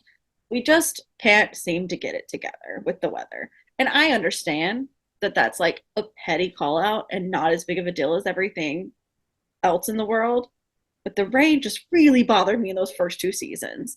And it It's just, okay. In Sunday's episode of Stargate, one of the only continuity errors was that in the last scene, everyone was wet until you got to the big shot of the camp, and then it wasn't wet anymore. it's just, it's not a deal breaker. It's these Vancouver shows. Vancouver, everything that films in Vancouver can't figure out weather. Yeah. Because So, Dead Like Me was a BC show. Stargate is a BC show. This is a BC show. Hemlock Grove was not. It was Toronto. So Yeah, they didn't fuck up weather. They fucked true. up a lot of things, but they didn't fuck up Not the weather. weather. And I understand that's not like a special effects, but it's an effects team. Like you're supposed to make that fit in. Right. Like if it's raining during the shoot and you're going to use it, then the next time you do a shoot, add water. Like I know that that's expensive and stupid, but like, Continuity is important. yeah. So that was fine. The Yeah, next I love. category is biggest plot hole. And I have an emotional plot hole that I chose because after reading more into it, the plot hole I wanted to choose was explained by Carlton Cuse later on. So I picked initially that we never discussed Dr. Edwards and his disappearance. Yes. So Carlton Cuse came out later and said that he was dead the whole time. He doesn't say how he died, but he does confirm that he was dead. And that's why we never saw him again in the series. But he doesn't Okay, say but that whether doesn't before or explain after. but that doesn't explain anything between the like I believe that he was dead the whole time he wasn't in that scene. That's fine. But when did he die? How did he die? Did it have anything to do with Norman? I still think that that's a valid plot I hole. agree. I agree. There's still some missing pieces, but my biggest concern was Because whether or not he was dead. And I did learn he was dead. But no, see, that was well, never my concern. My concern wasn't him being dead. I assumed he was dead. I believed that he was dead. I just, the fact that we didn't know how or why, or that we brought him back for that conversation just to reveal that he was dead and then never go anywhere with it, yeah, that was what was upsetting to me. I think that's very valid. Um, my plot hole is minor, Okay. but I feel it a lot in my soul. It is that Dylan never learned about Caleb's death. That's so fair. I feel like that there's a way that he could have learned later. But that's the thing is like Dylan holds on to stuff like that so much that somebody needed to tell him because if they told him 10 years out, I mean, you saw how he reacted when he found out Norma was dead 2 years after she was dead. Like, That's because Norman didn't tell him. At this point, who was around left to tell him? Alex Norman is could have dead. told Chick. him. What? Norman could have told him. Yeah, Norman thought it was 3 years or 5 years earlier. I mean, that's fair. But like, But I mean to be fair, like but they never. Norma, Chick, Alex, all dead. Who is going to tell him about Caleb?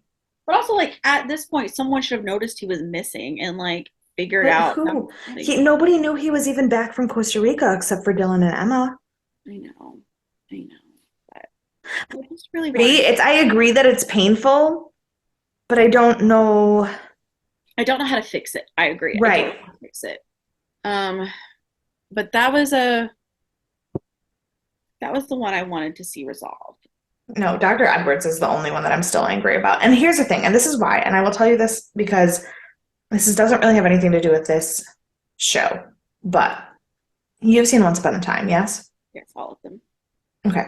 Not Once Upon a Time Wonderland, but all the Okay. regular Once Upon a Time. But so Once Upon a Time in Wonderland was a spinoff, and it was a one season self contained show, Right. except that one character from Once Upon a Time in Wonderland reappeared in Once Upon a Time, Which one? the Knave of Hearts. Okay.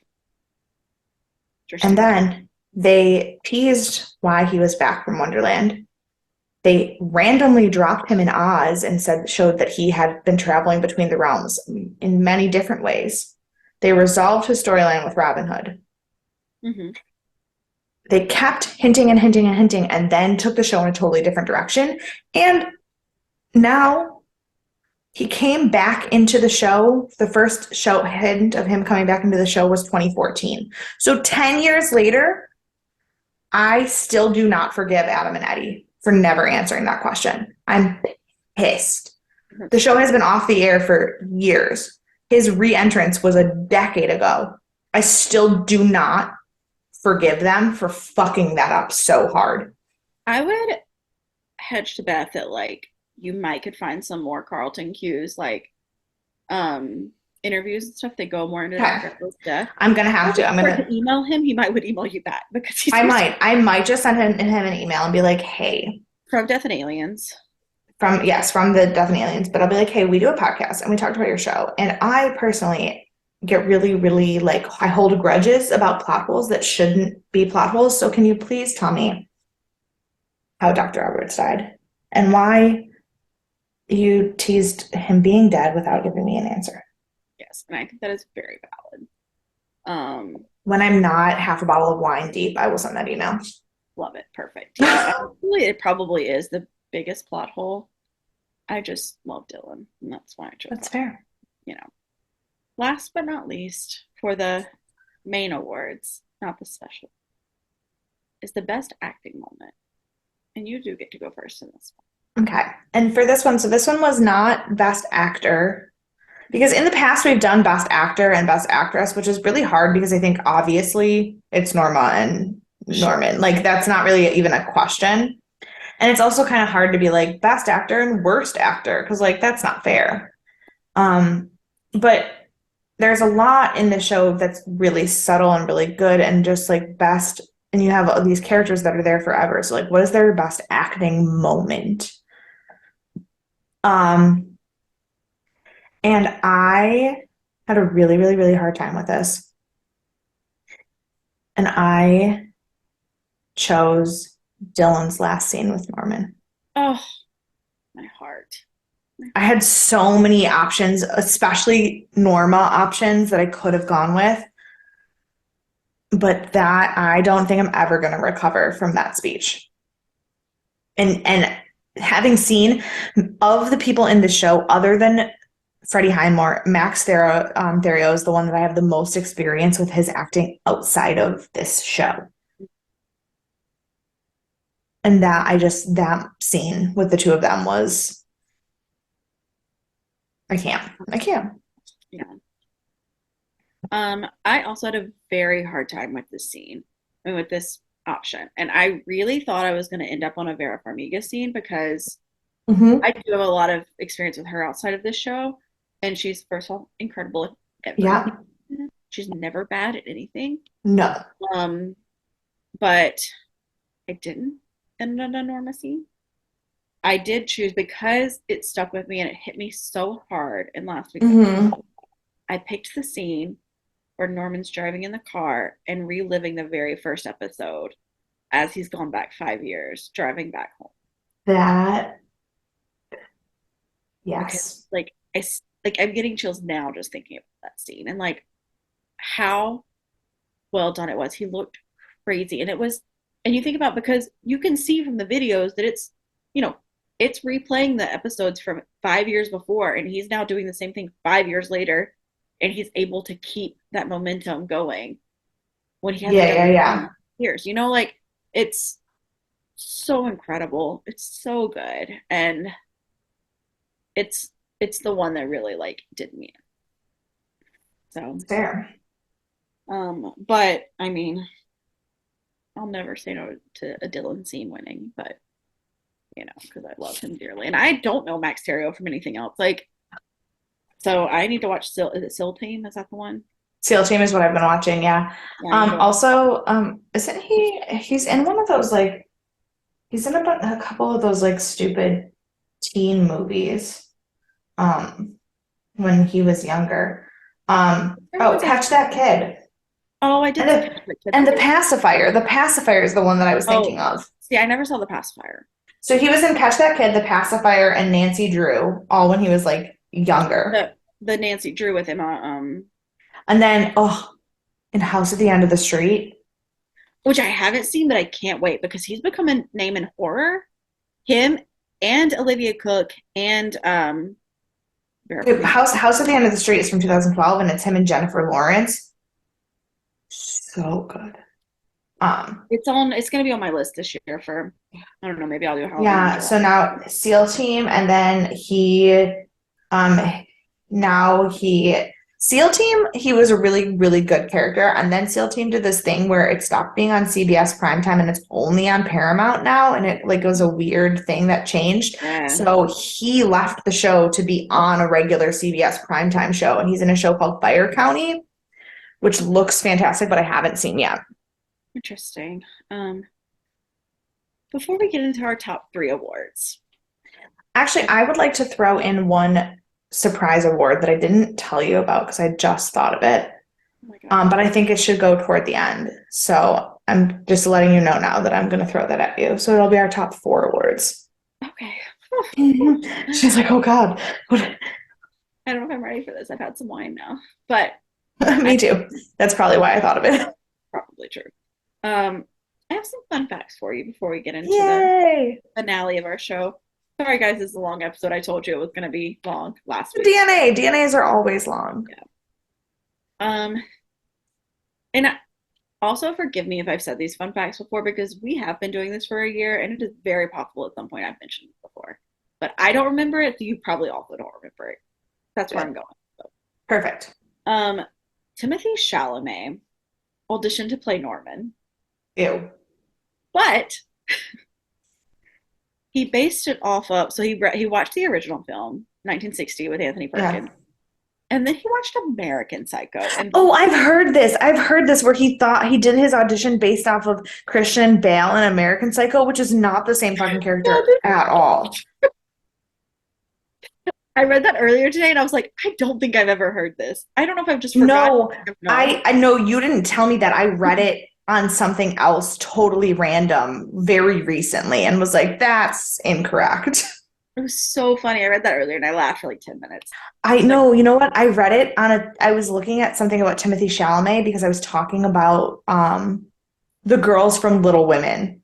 Yeah. And so I was looking at something about Timothée Chalamet and Little Women because he's the one who plays Laurie in Little Women, right? So I was looking at Little Women stuff because I'm teaching that book right now. So I was looking at something about him and I saw it on a fun fact page about him and was like, sir, no. He would have been a terrible Norman Bates. And I think terrible. I think he's a great actor. Don't get me wrong. I really think Timothée Chalamet is doing it right now.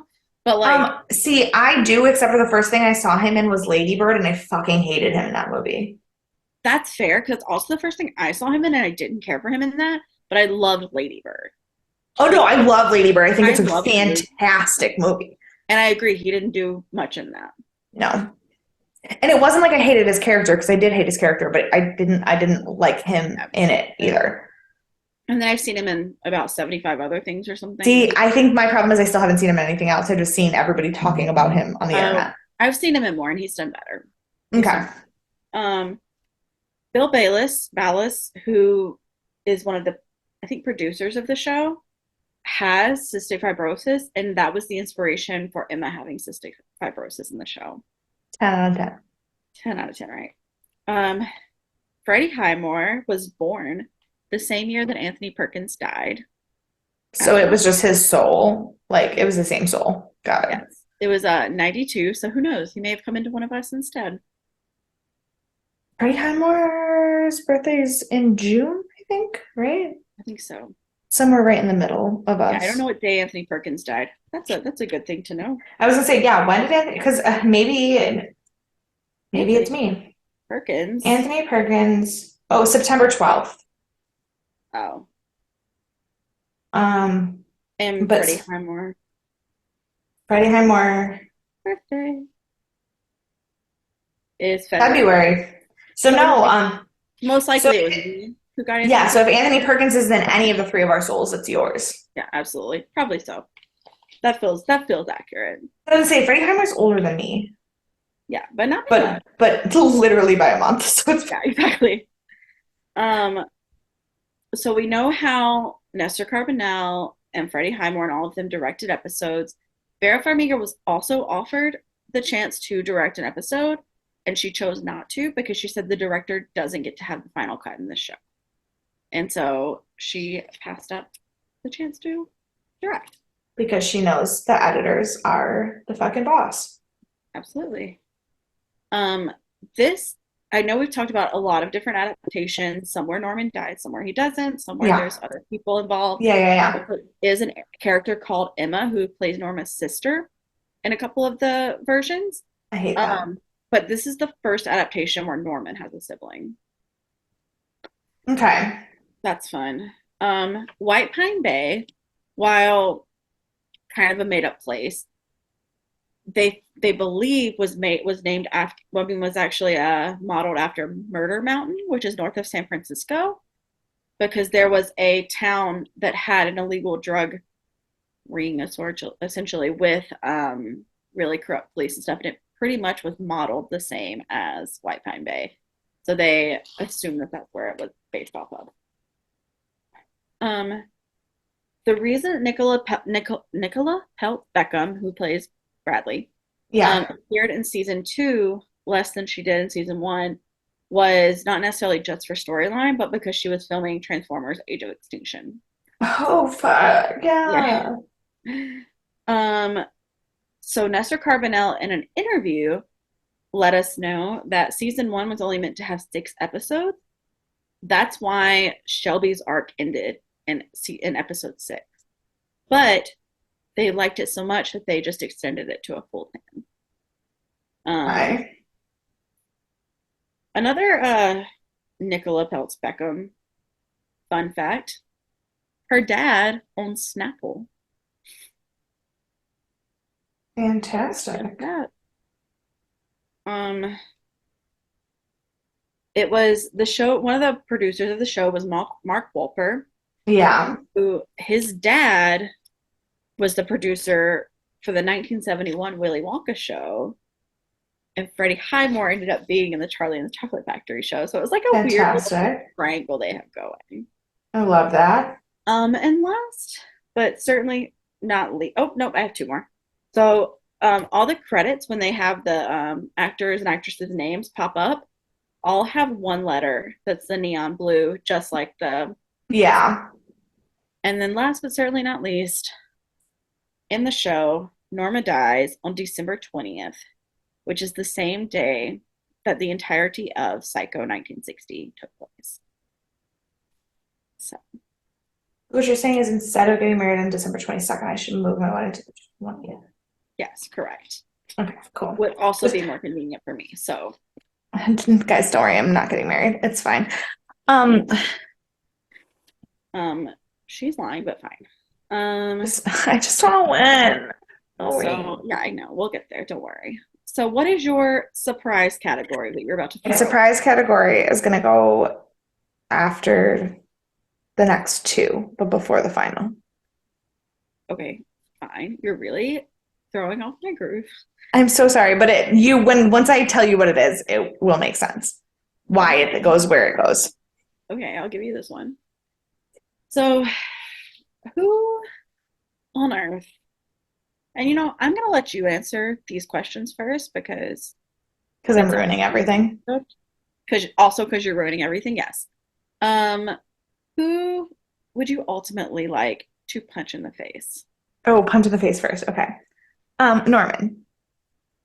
Well, that is probably the correct answer. And you will wholeheartedly disagree, but I picked a chick because we know how I feel about Chick and his existence.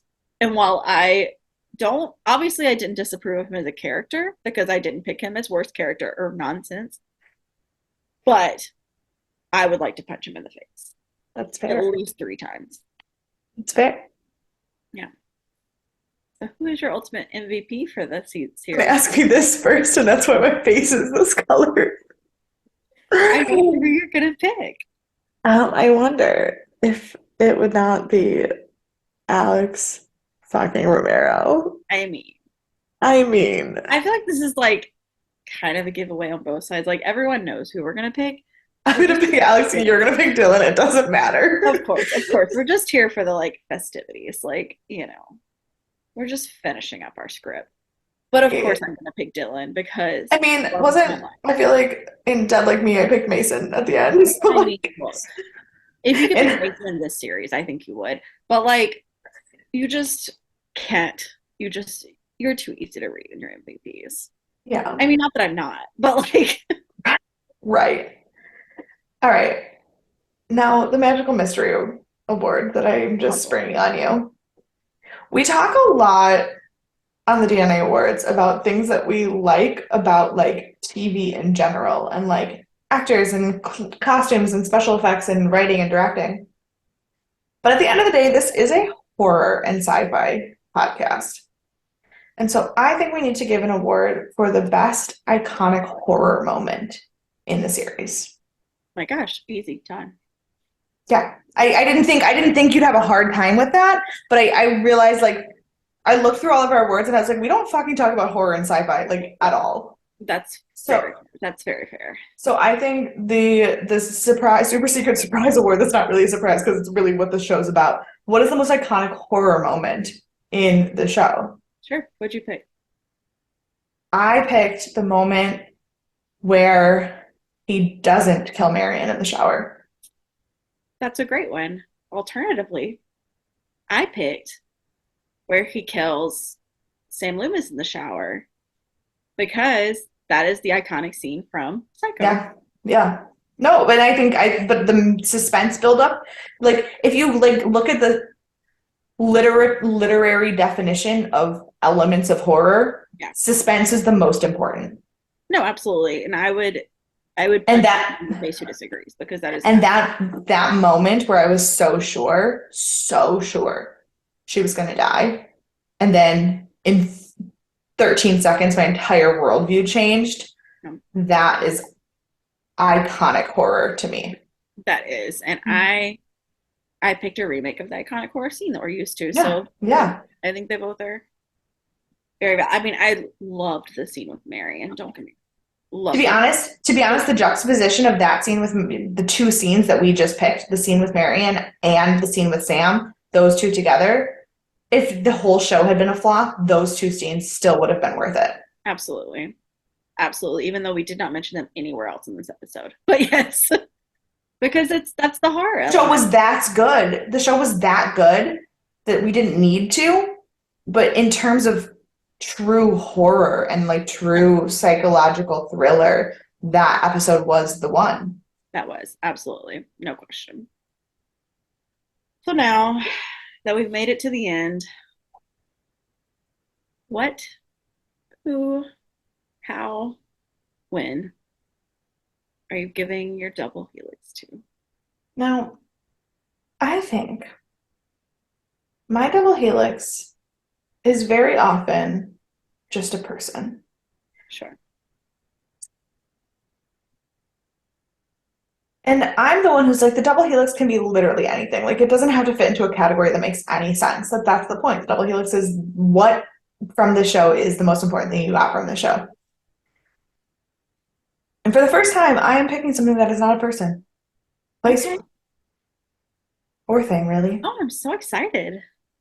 I am picking the actual legitimate addressing of mental health issues. Yes.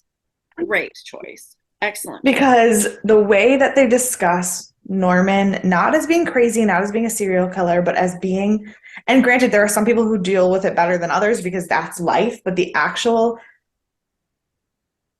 um, acknowledgement and verification that he has dissociative identity disorder, that he has these trauma bonds, like, and that all of these things are stemmed from that, and that the fact that he doesn't see an out, that is so real in not a creepy, scary people suck kind of way, in a like you're the most terrifying thing about you is what's in your inside your own head kind of way. And I appreciate that the most. Right. And that is one of the things I appreciate most about horror in general is Mm-hmm. that it does bring to the forefront like it's not what's out there on the street. It's not the monsters under your bed. It's what you're fighting in your own head half the time. Yeah. And it's a really good one. I really like that. Good job. Mine is probably not again not a super surprise based on how I picked past one. But I did pick the relationship between not the characters, but Vera Farmiga and Freddie Highmore because this show, not only their chemistry in this show that they did so well at being so icky, and Right. then so their real life relationship where Freddie Highmore is the godfather to Vera Farmiga's child, and Yeah. they have built this like beautiful friendship outside of the show. And like this isn't the first horror she's done. She was um what's the Winchester House one? It's the movie. It's Amityville Horror. Is it one of those? It's Maybe the Betty and The not Conjuring.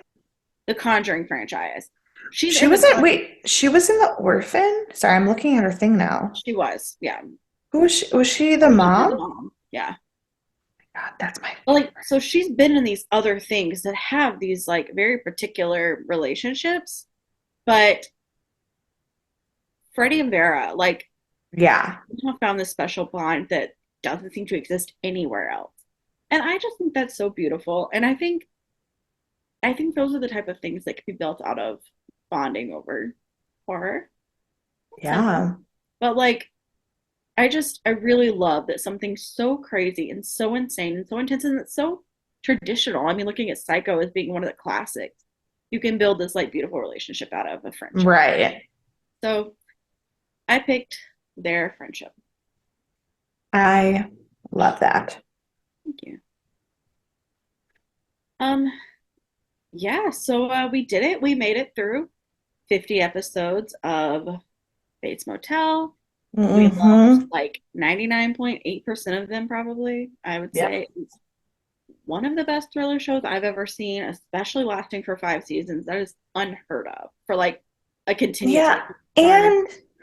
And the fact that like, yes, there were topics that were like dark, like let's not pretend that there weren't, and it was graphic and it was adult, but it wasn't jump scary or gory or like it was twisted, but at the most subtle human level of twisted. Like it was almost more of a drama than a thriller. Right. It didn't use And the gore and the like over the top like sexual assault or anything to be like this is horror because of gore and sexual assault. It was like this is well, horror. and I will say it started rough because like I It know did. for a fact Monica has not been following along with the podcast right now because she watched the first episode of the show well before we did and could not get past the rape scene and never watched it again. And that is And fair. I keep being like, please just keep going because it isn't like that. And she finished hair school and started having a real job. And so like she hasn't had time to go back. Sure. But that first episode, I was not sure what we were getting ourselves in for. It was gratuitous. It wasn't for any good reason. Like it was meant to be a like jarring something to catch you off guard. And like Yeah. if that was the only episode I'd seen, I might have done the same. I mean, I watched the first episode of Handmaid's Tale and everyone was hanging and I was like, I can't watch this show. And everybody's like, no, no, it's a great show. You got to keep going. I'm like, cannot. It caught me No. off guard. It set me off. I cannot do it. And so Yeah. I totally get that. And I feel like a lot of people probably felt that way about this show with good reason. Yeah. It was like after that first episode, really after Right. maybe the second one, I don't remember where it all like resolved, but first or No, second, I mean, the first season was definitely like weirder. it was trying to get renewed. It was trying, yeah, it was well because also I don't know if you talked about this at all, but A&E didn't order it as a pilot. They ordered the whole first season at once. So they Which had a is lot to why that's why the prove. first 6 episodes of the Shelby arc were already set up. It Yeah. was the first 6 episodes. Yeah. Yeah, And so they had a lot to prove because they weren't there was too much money in it to fail. yeah, absolutely. And I mean, being an A&E show, not being, I mean, cable TV is cable TV, but it's different on like an A&E channel. And Yeah. by the time I got to the third season, the fourth and fifth season were greenlighted at the same time. It wasn't Yeah. like what's going to happen after season 4. Like they already had a season 5 in the works. Yeah. So I will say though, I was just looking at things like fun facts while you were reading some of the fun facts. And Carlton Cuse had originally hoped that there would be 7 seasons. Okay, I didn't see that. And I only know that because he said in an interview that he deliberately ripped off Twin Peaks and that they had only been able to make 30 episodes. And so he wanted to make the other 70 that they weren't able to make. That is really funny. Um, who knows? Twin Peaks may be one of our next shows, so it's probably on the list. It's We have definitely a on the list. we have a season filler that we'll talk about next week. We have a season filler, so we have some time for you to get in your suggestions for our next show that we cover. Yeah. Um, and I might pull the episodes, the seasons we had from the time before, because we did have Twin Peaks, and there was like one more that I think we were gonna like throw in there, and I might add those Um, to the will because they were suggested last time. yeah. There was a couple I think Oh, what Twin was the Peaks might have actually been on the sci-fi list because it's It might kind of have more been. sci-fi, but Yeah. it is also horror. And Was I since we're thinking going to be Peaky in Blinders? Stargate forever, Peaky Blinders was on our wheel last time. I, Yes. I think Twin Peaks should still go for horror, even though I know it Yeah. has elements of both. Twin Peaks, Peaky Blinders. What's that show that's like a literary show? Penny Dreadful. Mm, I'll probably put those back on the wheel, and then one vote unless other people suggest them. yeah. But yeah. Do you have any like last thoughts about Bates? I'm like legitimately upset that we're done with Bates Motel. I am too. I'm gonna miss it, like being a part of my life all the time, but I'm also like Time for something fresh. I'm excited to do something new. I'm excited to have because as much as like I love Stargate and like you guys know I love Yeah, I Stargate. know you. It's I but like We're I mean American Stargate now. today I saw a Reddit post about a coffee mug about Stargate that said there's no place like home and but the instead of the word home it was the earth symbol from the Stargate and I immediately clicked on the link and bought it without even thinking and I was like and then I go I have never purchased something off of Reddit so fast in my entire fucking life like I don't know what I just did so Was like it off like I Redbubble or something? what's up. Was it off Nope. like Redbubble? Nope. It was on some random website. I'm not even 100% sure it's a real website. I might have just spent $30 on nothing. That's When I get the mug, I will obviously show it on the podcast. But like I fucking love Stargate. But it's gonna be a while before we move on. yeah. And so the like routine of the Stargate and Bates was kind of at its place. And I am ready to Yeah, and that's why I wanted to add movies in between every season too, because I was like, we can't just do the same thing every week forever. yeah. Like, we got to have something to change up a bit. So I do agree in that sense, and like, I just wish we were back at week one of Bates. Like, I wish we were starting Bates and had All no idea. over. Yeah. I, it's truly one of the best shows I've ever seen, and I feel like this is like a stretch because I've seen a lot of good shows, but Yeah. continuity wise and like didn't lose the momentum as Mm, much. I mean, there were episodes, of course, but mostly yeah. mostly in season one and season two. Like once we got halfway through season three, it was like we were in. And there Yeah. was I think there was like maybe one episode in season 4 that I was like, I don't yeah. want to be watching this. But like otherwise it was good till the end. I like Yeah. and I will fight anyone who tells me it wasn't. So, you know. But yeah, do you have any more last thoughts before I make our next announcement that you also don't know? I'm just sitting here waiting for you to tell me what movie I have to watch. I know. I'm trying to trying to build the anticipation. So because I will never ever be done with Bates Motel, I am going off the rails, and our next movie, as it should be, is going to be American Psycho with Christian Bale, Yes. Okay.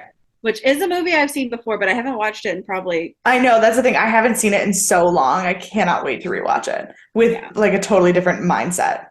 absolutely. And I know it's not Psycho. I know No, that's it's something else, not. but Yeah, I'm Patrick sure it Bateman, has Patrick Bateman and Norman Bates are not the same character. absolutely not. But I'm sure there's Timothy. elements.